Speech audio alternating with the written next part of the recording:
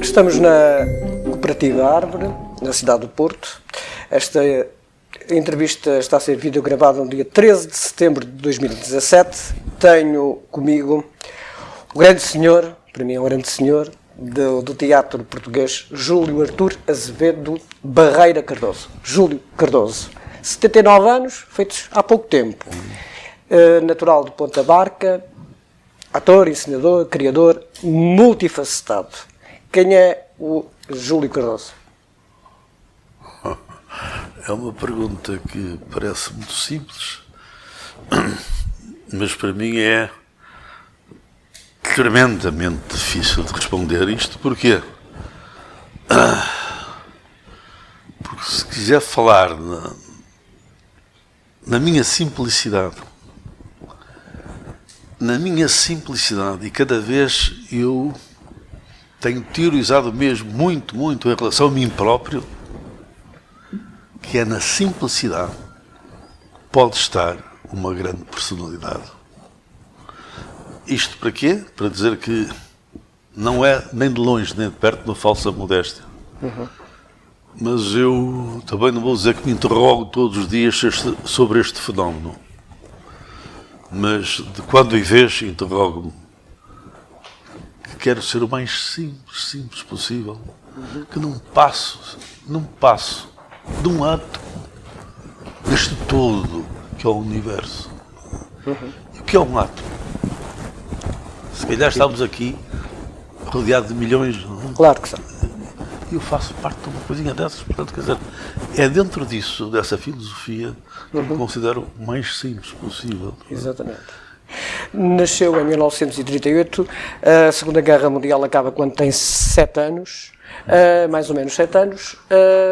O que é que foi viver esse pós-Segunda Guerra Mundial? Foi duro? Sentiu essa vida que se viveu nessa altura, nessa época? Olha, eu com 5 anos faleceu o meu pai. E, portanto, depois fui viver para a Quinta da Vinha, que era do meu avô. Também em Ponta Barca? Ponta Barca, chama-se uma freguesia que se chama-se Magalhães.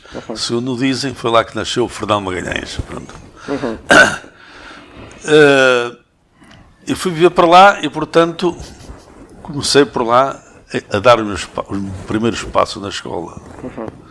E uma das coisas que nunca mais me esqueço eram os meus colegas, que muitas vezes não iam a casa porque não tinham o que comer.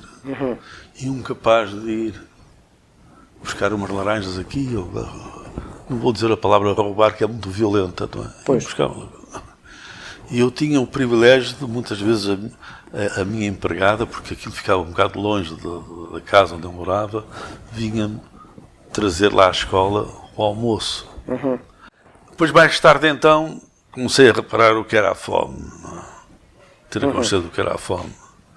Depois tinha realmente a minha tia que dizia à empregada que leve mais comida, que já sei que é para o Julinho, que era eu. Não? Para mim isso depois, quando atingi a adolescência, não é? Isso foi custoso, muito custoso. Que marcou? Marcou-me e até hoje. Marcou-me até hoje. Quando havia a geada, o frio e tal, e aqueles mocinhos, como é que se chamavam? Meus colegas, descalços. Os pais trabalhavam nos campos desde o romper do sol até de noite. Isso marcou-me sempre. Depois, mais tarde, e aí entro já nos anos 60, então os anos 60 são os anos que me marcaram muito. Eu penso que marcaram a mim e a toda a geração. Ainda em Ponta Barca ou já aqui no Porto? Não, já aqui no Porto, que depois em Ponta Barca não tinha secundário, não é? Então vim viver com a minha mãe, que estava aqui no Porto, que já tinha vindo à frente para a minha irmã estudar, que era no secundário, e eu vim então é aí que chega ao Porto. Bom, e aí então começo já jovem, não é? A viver intensamente os anos 60. Não é? E os anos 60 foram, para nós, para a minha geração dos anos 60, foram uma coisa fantástica, fabulosa. Foi uma revolução, foi uma curva extraordinária que se calhar os nossos antepassados deram muitos tombos no túmulo, não é? Porque aquilo foi uma velocidade louca. E hoje foi realmente uma coisa, um empurrão para os dias que hoje estamos a viver. Não é? Hoje estamos a viver. É aí que aparece o teatro na sua vida? É exatamente. Eu começo a estudar teatro. É aí que se apaixona para depois se casar com o teatro? É aí Exatamente. Como é que se apaixona pelo teatro? Já contei essa história. Já, mas eu por acaso não sei. Pronto, bem, um dia era eu miúdo, com 17 anos, vejo uma miúda e tal, e venho atrás dela e tal, e coisa e tal. Foi mesmo a miúda, que a paixão fosse logo direta para o teatro. Mas ela desapareceu, nunca mais a vi. Ficou o teatro. Mas passado 3 ou 4 dias eu fui, era ali exatamente à beira do comércio do Porto, havia lá um placar onde lá põem coisas e as pessoas juntavam-se ali para ir ver, a voltar à França, a voltar a Portugal, aquelas coisas todas. E eu... Mas passado 3 ou 4 dias, vejo outra vez a miúda, então era o Facebook lá da época, não é? Ganhei coragem e aproximei-me dela. E começámos a falar, e ela chegou à beira dos Sonianos, digo, desculpe, mas eu agora tenho uma aula de teatro. Você tem uma aula de teatro? Aqui dá teatro, não? Fiquei muito admirado, eu posso ir. Tenho que falar com o mestre e tal. O mestre era o célebre Jaime Valverde, um homem muito conhecido aqui no Porto, um ator fabuloso, e foi ele que esfigou e que comandou a chamada revolta da Mialhada, a revolta dos Peras. Isso aquilo romanticamente, num sai de cara à frente como Alferes, saiu com o Cavalaria 6 todo atrás dele e tal, e chegou até à Mialhada, e na Mialhada não estava tudo à espera dele. É também uma revolução romântica. E então, nessa altura, conhece também o mestre António Pedro? Mais tarde um bocadinho. Pronto. E então aí ela foi falar com o mestre, e o mestre não estava a dar uma aula sobre dicção e sobre o Gil Vicente. E eu fiquei cá atrás, estavam para aí 14 ou 15 rapazes, poucas raparigas, naquela altura era o contrário, poucas raparigas. Ela era uma finalista, a miúda era uma finalista de um curso comercial, e houve uma altura em que ela estava, como posso esquecer isto, a dirigir e a ver as vozes e a colocar as vozes, como é que se coloca uma voz e tal. E lá estava ele. Beato seja varão que adora cais em gatos, aí seja jeito que doce língua tem. Depois eu, oremos, colocar a voz e tal, a voz do peito, aquela coisa. E depois, você quer experimentar e tal, quer experimentar. Muito envergonhado, lá foi, tal, coloca a mão no peito, lá disse, oremos, olha isso, lá estão a ver, aquele já está a chegar hoje, pronto, resultado, passamos à frente, não é? Passado aí 1 mês ou 2 meses, a miúda queria sair comigo, e eu, não, tenho aulas, nunca mais. Nunca mais. Pronto. E depois conheci 3 grandes mestres. Foi o António Pedro e depois o Denis Jacinto. E o Denis Jacinto foram os grandes mestres desta cidade do século XX. Está aí o embrião praticamente para o surgimento da Seva Turupe, que salvo erro é no dia 11 de setembro de 73, ainda no antigo regime das primaveras marcelistas, que funda com António Reis e com a Estrela Novaes. Sim, senhor. Depois logo passado aderiram também o João Guedes e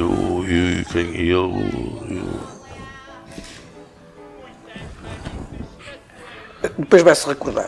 Vou Entretanto, isto em 73 era Castro Guedes. O Castro Guedes, que aliás depois foi o fundador do teatro.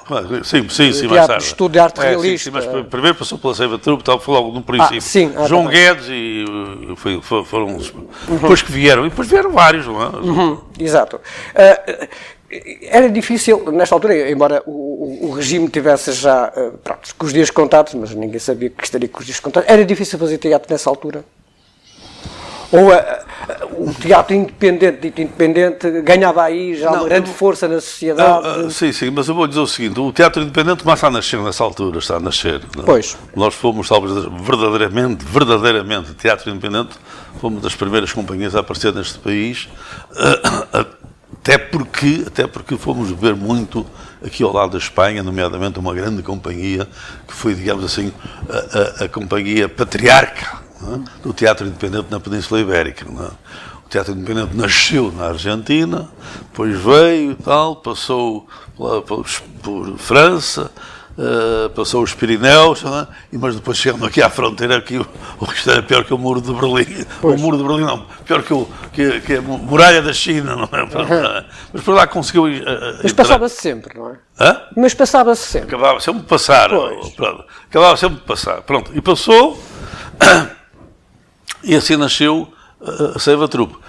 Ora bom, havia uma coisa, era muito difícil.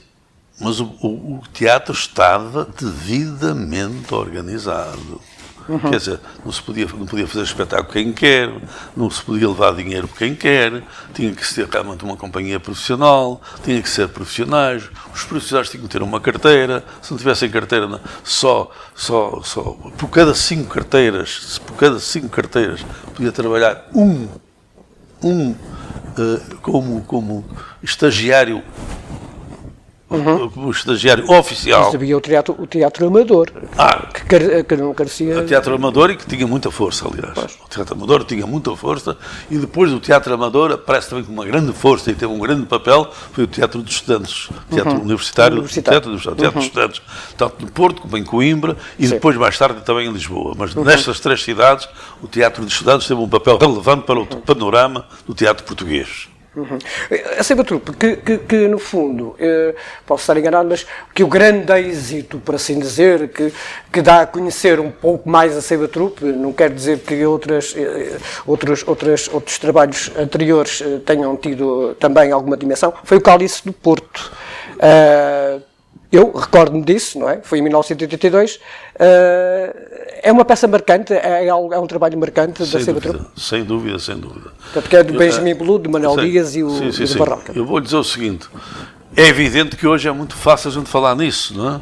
Pois. Mas tivemos sensivelmente mais de um ano e tal a pensar como é que poderia nascer o Cálice do Porto. A pensar. Foi um êxito absoluto. A pensar, bom. E depois fez-se em 2 meses, não é? Mas primeiro... E depois em cenas teve... Em cenas teve mais de 2 anos, mas atenção, de terça a domingo com representações diárias. Só folgávamos à segunda-feira. E foi itinerante, não? Depois fez alguma itinerância, fez itinerância, depois até que houve uma altura, já depois desse período, até acompanhou a voltar a Portugal. Sim. Quer dizer, depois desse período, mas durante 2 anos e pico. Com casa cheia. Mas hoje, casas cheias, e torno a repetir, depois faz teatro ao fim de semana e não sei o quê, naquela altura era de terça a domingo, sempre com lotações esgotadas. Ora bem, isto porquê? Bom, aquilo realmente contava e cantava a história da cidade do Porto. A história da cidade do Porto. Portanto, ali estavam os grandes autores do Porto. Se não tom mais revisteiro, não era? Não, o tom mais revisteiro como é que eu ia dizer? A revista era muito censurada. Embora houvesse muitas coisas, mas ali, quer dizer, nós chamávamos teatro da terceira via. Era como nós chamamos, teatro da terceira via. Que realmente, ali estavam os grandes poetas da cidade do Porto, ali estavam os grandes autores da cidade do Porto. Estavam lá todos. Estavam lá todos. E muitas vezes, textos deles em fusão, em comunhão com os textos do Manuel Dias. Compreende o que eu quero dizer? Pronto. Não sei se você trabalhou com o Manuel Dias, não. Do Janeiro? Sim, trabalhei. O senhor trabalhou? Trabalhei com ele. Era ele. um bom jornalista. Trabalhei com ele, foi meu chefe. E foi quem me passou a profissional. Ele era um bom jornalista e era daqueles indivíduos que faziam os Manuel linguados. Eram os linguados, exatamente, era o papel, Compramos, com as linhas, exatamente. Que ele escrevia, que era uma coisa incrível. Sim, senhor, tive o prazer de trabalhar com ele e muita honra em Estou a trabalhar dizer com ele. isto que ele escrevia muito bem. Não, escrevia sim, muito senhor. bem. Escrevia, sim, senhor. A Sebatrup, que em 93 é reconhecida como entidade de utilidade pública, e em 26 de março de 2010, quando as comemorações do Dia Mundial de Teatro, agraciada pelo Presidente da República, salvo erro, Cavaco Silva, com o grau de membro honorário da Ordem de Mérito. Sim. Foram momentos marcantes, com certeza. Foram. Foi o reconhecimento de um trabalho até à altura Sim. efetuado para aquilo que agora é uma instituição. Sim. Nós temos muito mais prémios, compreende? Claro. Da célebre Casa da Imprensa, que antigamente a Casa da Imprensa tinha um papel muito grande, não é? Exatamente. E fazia um festival. Desculpa lá, fazia o maior festival de teatro que se realizava talvez nos anos 60, era da Casa da Imprensa, em Lisboa, claro. Exatamente, sim. Festival Internacional de Teatro. Ainda havia estas grandes diferenças que ainda... Sim, quer dizer, havia, e os jornalistas pugnavam, que é mesmo, pela sua casa de imprensa. Não, sim. Dava regalias, dava coisa, não. Era uma segunda, um segundo serviço nacional de saúde para eles, uma coisa especial. Era. E nessas tipo de instituições jornalistas têm assim umas coisas... Nós temos vários prémios nesse género. Ora, esses dois são os grandes. Os grandes. E depois também temos, também, claro, isto deve-se também ao trabalho insano que temos desenvolvido pela Sebatrup. Não foi do mesmo ano, parece, mas tanto o António Reis como eu recebi do Presidente, não sei se é António Cabral, o Presidente Cabral, da Câmara do Porto.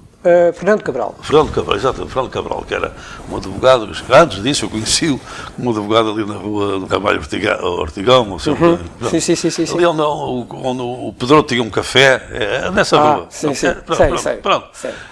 Recebi a medalha de ouro sobre a cultura da cidade. E depois o resto também recebeu. Isto tem, quer dizer, não é Sebatrup, não é? Mas também tem a ver com o nosso trabalho da Sebatrup. Evidente. Se não há pessoas também... Se há mais coisas e tal, ele alegou mais coisas, mas... Evidente. Falamos de datas marcantes. Outra data marcante foi em outubro de 2013, não é? O nosso jornal também reportou o despejo da Sebatrup do Teatro Campo Alegre. Foi uma situação difícil, essa. Foi e é. Foi e é. Está, como sabe, desgraçadamente, hoje em dia, penso que a maior parte os portugueses fogem da justiça como o diabo da cruz. Uma coisa que muitos advogados e de vários pontos do país disseram que aquilo se resolveria num mês, 2 meses, não? Já está nos tribunais há mais de 4 anos. Exato. Portanto, não há evolução nesse processo, para já não... Está nos tribunais, pronto. Claro, está lá. E é também fundador da casa, da instituição onde nos encontramos. Como é que surge a árvore? A árvore. Como todas as coisas dessa altura... O Cardoso não foi só da árvore que foi fundador de outras coisas que vamos já falar, mas sobre a árvore, olha, é como todas as coisas de um romantismo fantástico. De tal maneira que era tão romântico isto, que eu e outro rapaz chamado Carlos Neto, que também ainda é vivo, é das Belas Artes, fomos naquela altura pelo Zé Rodrigues, disse: vocês vejam se põe aqui um bar. Então nós fizemos um bar, nós compramos uma máquina de café, compramos aquelas coisas, pusemos ali ao fundo, fizemos ali nesta casa, nesta casa, o pressário, aquilo tudo, não. Bom, só quer dizer que depois quem quiser pode servir e, de acordo com o que disse bom aqui, deixam ficar aqui o dinheiro. Mas porquê esta casa? Porquê que vieram para aqui? Já com a ideia de constituir... Isto é uma casa com uma história, não é? Sim, uma história. Não nos podemos esquecer que havia aqui ao lado o Horto, o Horto Moreira da Silva, e que hoje, e graças ao combate, à luta que esta casa desenvolveu, conseguiu-se conservar todo aquele horto que está para ali, não é? Está para ali, e que hoje em dia já começa a ser um orgulho dos verdadeiros tripeiros. Porque aquilo chegou a estar ali um matagal terrível, e a pouco, com muito combate, sabe? Com muito combate. Ora com a junta de freguesia, ora com a Câmara Municipal, dizer, mas aquilo ali era um terreno, na verdade, que fazia crescer água na boca a muita gente. Exato. Está a perceber? Pronto. Porque há para aí outros interesses também. Quer dizer, também havia árvores de frutos para fazer crescer água na boca. Os frutos são de outro tipo. Eu sei, de outro tipo. Pronto. Mas felizmente está ali uma coisa e quer dizer. E nasce depois é uma instituição, a cidade do Porto, vai reunindo artistas de diversas vertentes, não é? E hoje chega a ser uma das importantes instituições da cidade do Porto, se calhar um bocado esquecida, ou não? Não. Eu penso que não, embora naturalmente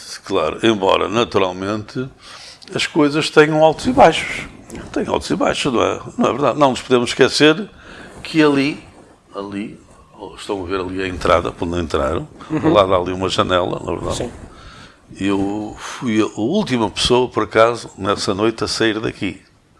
Quando cheguei ali à Guarda Republicana, eu morava nessa altura na rua Gonçalo Cristóvão. Ouvi o estrondo.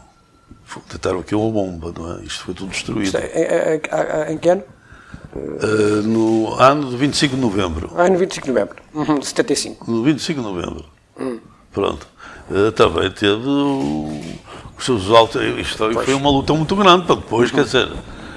É evidente que tivemos apoios de vários, mas houve também apoios dos artistas plásticos, de tudo isto, houve sorteios, houve leilões, houve aquelas coisas todas. Mas atenção, esta parte ali foi toda ao ar. E isto é uma casa secular. Exatamente. Exato. Imagina o que é uma parede, não é? Claro. Mas, além disso, ainda é criador fundador do Festival de Teatro de Expressão Ibérica, o FITEI. Portanto, foi pela sua mão que surgiu este festival muito importante. Da Associação Portuguesa de Teatro Amador, falámos há bocado de Teatro Amador, da Associação Técnica e Artística de Descentralização Teatral, esta está boa, do Curso Superior de Teatro na Escola Superior Artística do Porto. Foi aqui também que nasceu. Exatamente.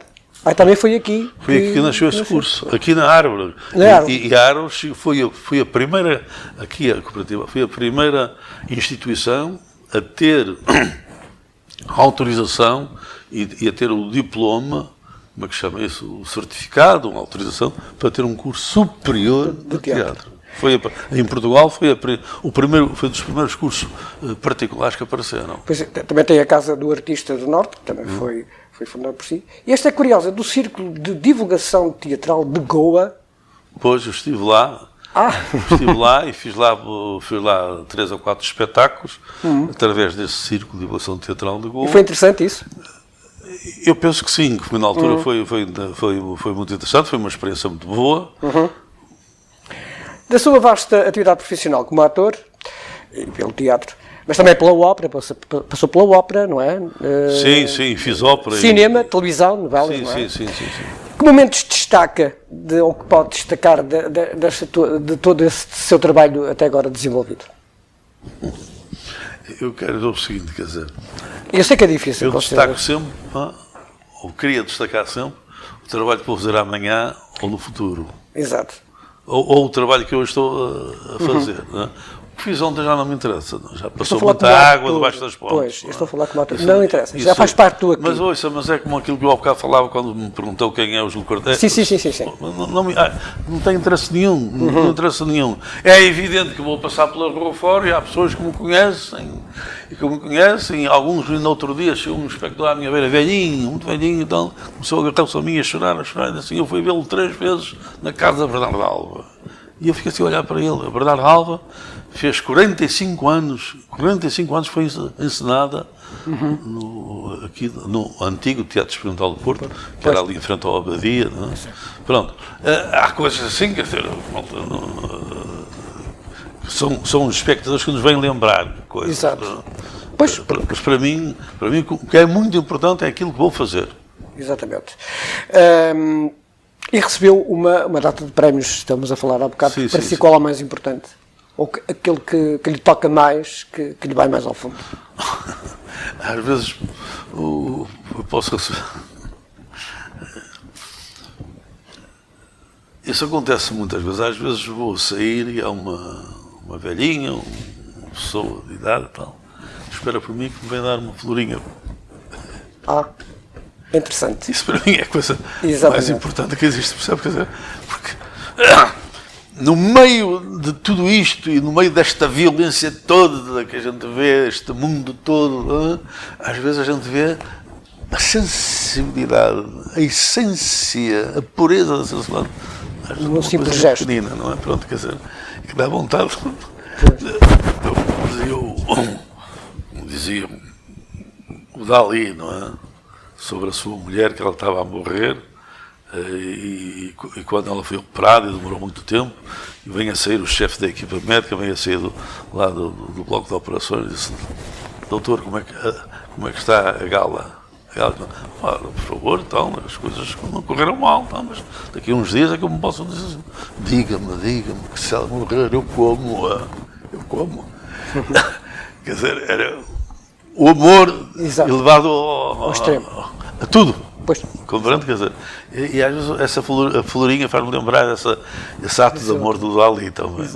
Como é que estamos? De comer a florinha. Como é que estamos de teatro no Porto e no país?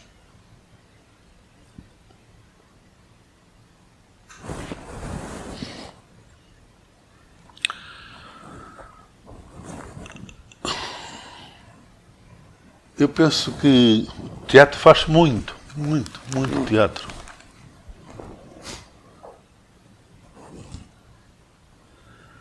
Mas penso que anda tudo a correr.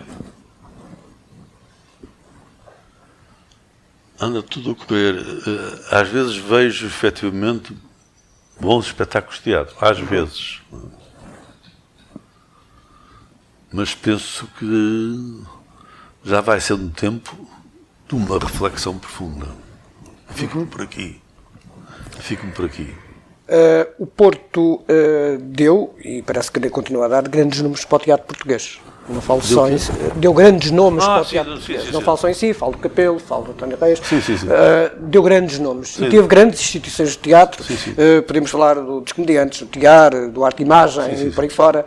E até aqui ao lado dos plebeus abentenses, aí de uma forma muito mais peculiar, mas também que trabalharam e trabalham em prol do teatro.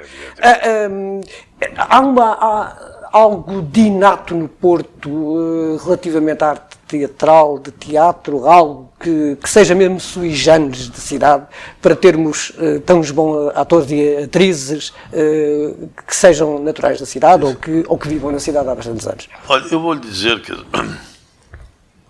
o Porto foi.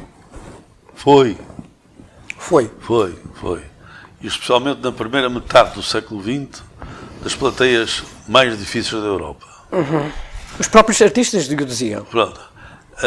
Quando um espetáculo, e normalmente o espetáculo vinha de Lisboa. Sim, em digressão. E até podia vir com atores, nós tivemos no Porto grandes atores, estou-me a lembrar, por exemplo, um grande ator feito nos Modestos, Soares Correia, foi um homem de nível nacional.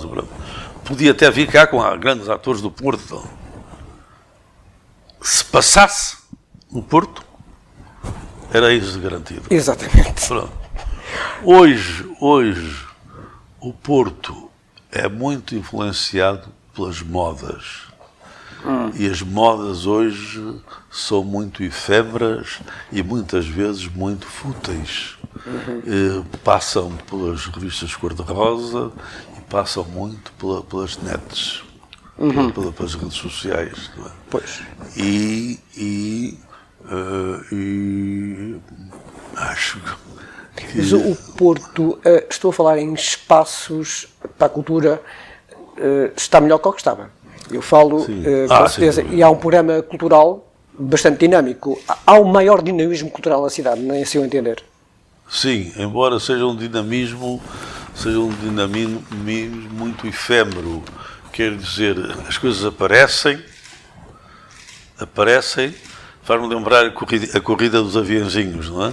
Quer dizer, não temos nenhuma tradição, Pois. A corrida dos aviãozinhos. Nem lá temos um português, nem lá temos um Cristiano Ronaldo. Não é? Pois, Os aviãozinhos. É por isso que as pessoas dizem assim, opa, ao fim de 20 minutos, 30 minutos, já estou cheio de aviãozinhos. Os aviãozinhos passam, não sei o quê, muito bonito. Mas pronto, pronto, quer dizer, a cultura também é um bocado parecida. Parece, faz, não sei o quê, muito fogo. Está-me a querer dizer que não há uma certa continuidade, é? Ou... Não é só continuidade. Não é só continuidade. As coisas devem desenvolver-se criar raízes. Como um cilindro, não é? Indo, mas deixando as suas marcas, não é?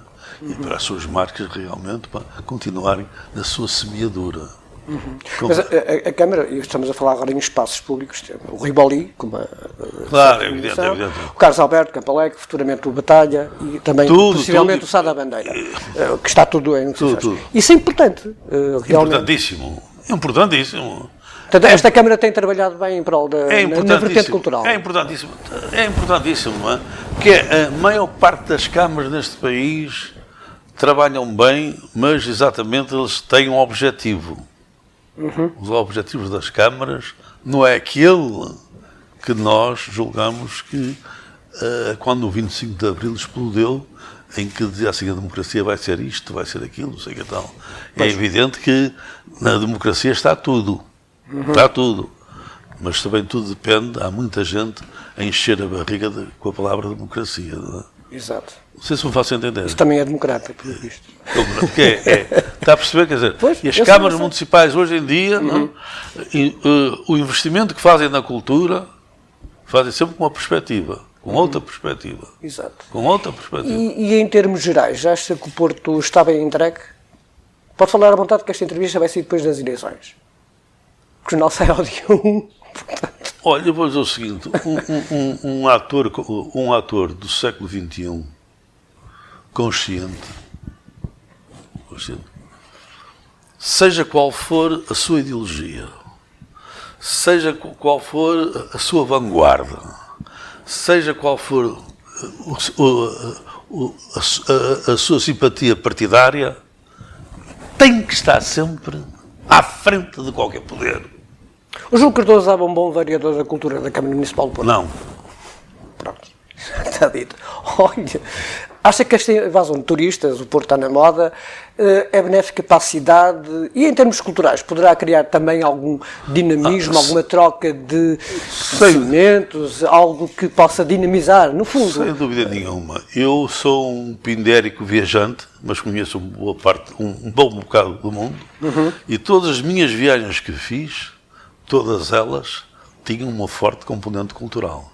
E como eu quero lhe dizer que conheço várias pessoas em várias partes do mundo, que quase todas as viagens que fazem, não é, também têm uma grande componente cultural. É que fala-se pouco nisso no Porto, fala-se no turista que vem ao Porto, mas não se fala naquele que se calhar vem à procura da cultura, das raízes e de toda a promoção. Também vem e fala-se pouco sobre isso. É evidente, é evidente, é evidente. É evidente, é evidente, é evidente. Ainda é um nortenho ferrenho. Ainda é um nortenho ferrenho. Assumiu-se sim, sou, sem dúvida. Ainda há assim uma grande clivagem entre Porto e Lisboa? Sim. E não sou daqueles que dizem que o Porto tem muito do Calimério, choram por isto, por aquilo. Não, senhor, chorar que é. Quando fala é uma reivindicação, não tem nada a ver com choro. Nada, não tem nada a ver com choro. Considerem o que quiserem.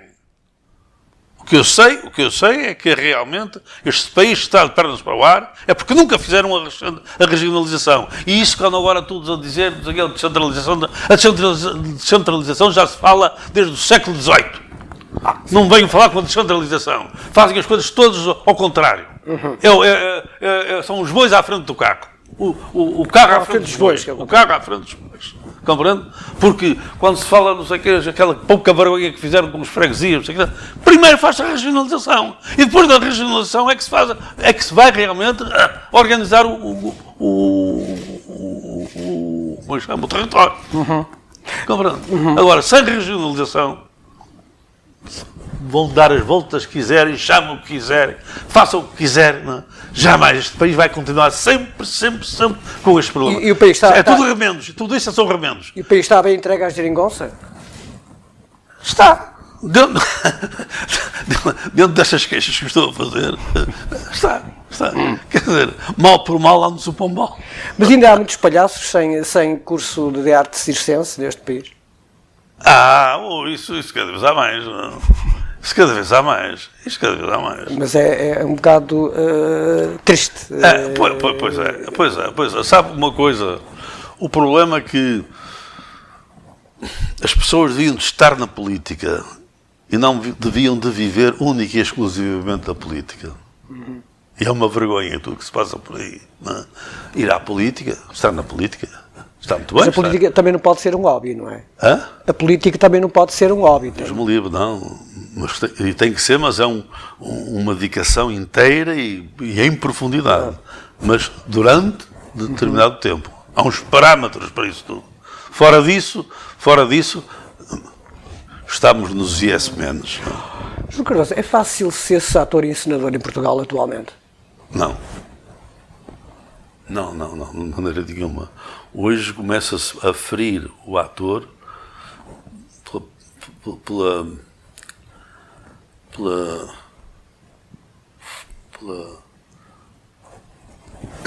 pelo tempo que aparece no pequeno ecrã. As novelas são concorrentes desleais ao teatro? Como diz? Se as novelas são concorrentes desleais ao teatro? Porque o são. Mas podia não ser. Podia não ser. Eu não vou dizer que sejam todas as novelas. E as novelas são um abono de família para os atores. Mas o que é certo é que uma boa parte o são. São porque realmente, quer dizer, os textos são mesmo maus. E às vezes há um conjunto de atores que fazem, não é? Põem as pedras a falar. Mas o que lá está, há coisas terríveis. Felizmente nós temos bons atores. E atrizes? Poucos. Mas os bons são bons em qualquer parte do mundo. E o cinema? O cinema agora nosso cinema. O nosso cinema agora está a aparecer porque está mais bem organizado e a quantidade também faz a qualidade, não é? Está-se a fazer hoje, estão-se a produzir mais filmes do que se produzia há uns anos atrás, não é? Exato. E pronto, quer dizer, não quer dizer que seja tudo bom, não, mas já estão a aparecer aí uns filmes que já nos dignificam por esse mundo fora, não é? Vou falar também mesmo em curtas-metragens e por aí fora. Sim, no global. Que outro conselho daria a um jovem que esteja, e que são alguns que eu conheci, que são muitos, que estão a iniciar-se no teatro, que estão-se a iniciar nas escolas de teatro que existem, que conselho daria a esses jovens? Que querem enverdar para o teatro, que querem subir ao palco? Sim.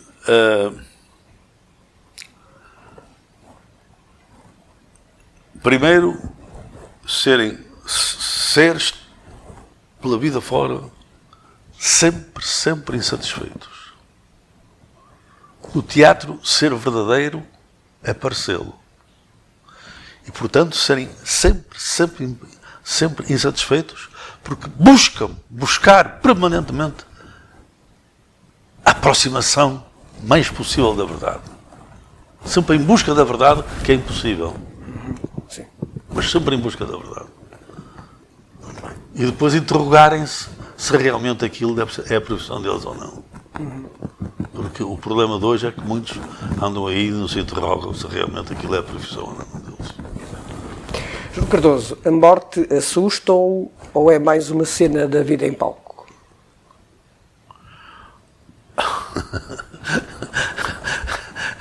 As perguntas parecem cara a cá, mas eu para responder sinto-me um bocado atrapalhado. Não são cara a cá, não. Não vou dizer, não, cara a cá, que parecem, porque são muito fáceis, não é? Que é uma coisa que a gente está a ver todos os dias isso, essas perguntas. Mas quando nos tocam, não é? E portanto, porque que a morte efetivamente é uma etapa da nossa vida. Agora, não me pergunto se é a última ou se é a continuidade de qualquer coisa. E é isso também que se em palco, quando se morre em palco?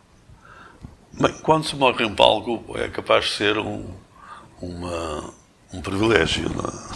Mas É um quando privilégio. digo morrer em palco mesmo, em trabalho, eu já tive na amigos função meus própria. portugueses que morreram em palco.